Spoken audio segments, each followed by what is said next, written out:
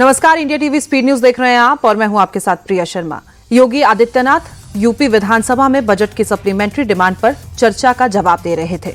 इस चर्चा के दौरान नेता विपक्ष माता प्रसाद पांडे ने यूपी में लॉ एंड ऑर्डर बिगड़ने के इल्जाम लगाए थे। इस पर योगी ने कहा है कि वीरेंद्र यादव पर पहला क्रिमिनल केस 1989 में दर्ज हुआ था। कई मामले तो समाजवादी पार्टी की सरकार के दौरान रजिस्टर किए गए थे, फिर भी अखिलेश यादव ने एक अपराधी को जिला अध्यक्ष बना दिया। योगी ने पूछा कि क्या इस तरह के अपराधियों को गोली मारने के बजाय माला पहनाना चाहिए।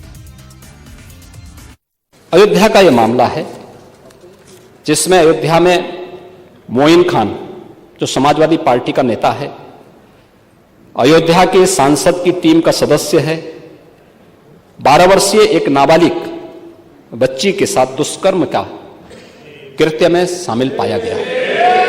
अभी तक समाजवादी पार्टी ने उसके खिलाफ कार्रवाई नहीं की है। मैं ये नहीं समझ पा रहा हूं कि ये सब क्या है। अब क्या ये कोई समाजवादी पार्टी ना बोले? आपका एक्टिव मेंबर है, आपके सांसद के साथ बैठ रहा है, खा रहा है, उनके साथ चल रहा है, लेकिन इस प्रकार के, और यह अति पिछड़ी जाति से जुड़े हुए एक बालिका से जुड़ा हुआ मामला है और इस प्रकार की घटिया हरकत में वह लिप्त है, लेकिन तब भी उसको हल्केपन से उड़ाने का काम होता, यानी हल्केपन से लेने का काम होता है। ये घटनाएं क्या दिखाती हैं? कल ही हरदोई में एक दुर्भाग्यपूर्ण घटना घटित हुई और हरदोई में घटित दुर्घटना में भी बीरे उर्फ वीरेंद्र यादव इस समाजवादी पार्टी का पूर्व जिलाध्यक्ष है। अब देखो किस प्रकार के व्यक्ति को आप जिलाध्यक्ष बना रहे हैं।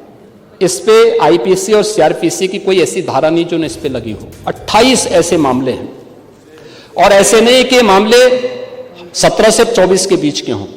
इस पे पहला अपराध दर्ज हुआ था 89 में। इसी प्रकार से 2016 में 302 के मामले में व्यक्ति लिप्त रहा है। 2002 में यूपी गुंडा अधिनियम के अंतर्गत इसके खिलाफ कार्रवाई हुई है। ऐसे ही इसके खिलाफ फिर 2002 में भी इसके खिलाफ गुंडा एक्ट के अंतर्गत कार्रवाई हुई है। 2017 में यूपी गुंडा एक्ट के अंतर्गत इसके खिलाफ कार्रवाई हुई है और फिर 2017 में भी इसके खिलाफ कार्रवाई हुई है। 28 इस प्रकार के मामलों में व्यक्ति लिप्त है। समाजवादी पार्टी का पूर्व जिलाध्यक्ष है। कल एक अधिवक्ता की हत्या सरेआम इसके द्वारा करवाई गई है और इस प्रकार के अपराधियों को आप कहते हैं साहब गोली मार रहे हैं, क्या माला पहनाएंगे क्या? मुझे आश्चर्य होता है। विपक्ष के नेता माता प्रसाद पांडे ने बेगुनाहों पर बुलडोजर चलाने का इल्जाम भी योगी सरकार पर लगाया था। इसके जवाब में योगी ने कहा कि विपक्ष को बुलडोजर से डरने की जरूरत नहीं है। ये बुलडोजर उनके लिए है जो कानून व्यवस्था से खिलवाड़ करते हैं, अराजकता पैदा करना चाहते हैं। आपको बुलडोजर से डर लगता है, लेकिन ये निर्दोष के लिए नहीं है, उन्हीं अपराधियों के लिए है जो प्रदेश के नौजवानों के भविष्य के साथ खिलवाड़ करते हैं, जो प्रदेश के व्यापारी और बेटी की सुरक्षा में सेंध लगाने का काम करते हैं, जो प्रदेश के अंदर अराजकता पैदा करके सामान्य लोगों का जीना हराम करते हैं। मेरा दायित्व बनता, मैं यहां नौकरी करने नहीं आया हूं, कतई नहीं। मैं यहां पे इस बात के लिए आया हूं कि अगर वो करेगा तो भुगतेगा भी फिर, और इसीलिए मैं यहां पे आया हूं कि हम लोग उससे लड़ेंगे। ये लड़ाई हमारी सामान्य लड़ाई नहीं है, ये प्रतिष्ठा की लड़ाई भी नहीं है। मुझे प्रतिष्ठा प्राप्त करनी होती है तो मुझसे से ज्यादा प्रतिष्ठा अपने मठ में मिल जाती है, कोई आवश्यकता नहीं मेरे लिए।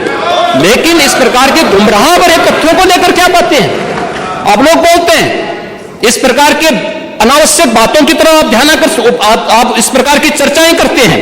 लेकिन मैं कहना चाहूंगा और अंत में मैं केवल एक ही बात कहना चाहूंगा, एक काट की हंडिया बार बार नहीं चढ़ने वाली है। तो उसका समय पूरा हो